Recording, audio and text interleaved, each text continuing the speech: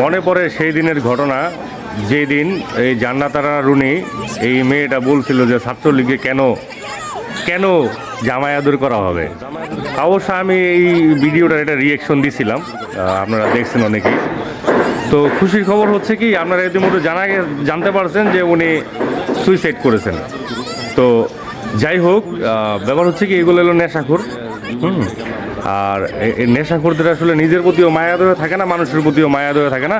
সেটা আপনারা কিন্তু দেখতে পেয়েছেন, একজন বৃদ্ধ মহিলা সে ধানমন্ডি 32-এ গিয়েছিল, বিদায় তাকে মারাত্মকভাবে হেনস্থা করা হয়েছে এবং যত শরীরে শক্তি ছিল তা দিয়ে তারে পিটানো হয়েছে। একটা সত্য কথা বলতে গেলে কি জানেন, এগুলো হচ্ছে নেশাখোর। নেশা করার পরে এরা কি করে তারা নিজেরাও তা জানে না। তো নারী দেখে সিম্পিতি দেখানো আসলে এটা উচিত না। হ্যাঁ, আর দোয়া এত সস্তা জিনিস না যে তার জন্য দোয়া করতে হবে। ঘৃণা জানাই, ঘৃণা।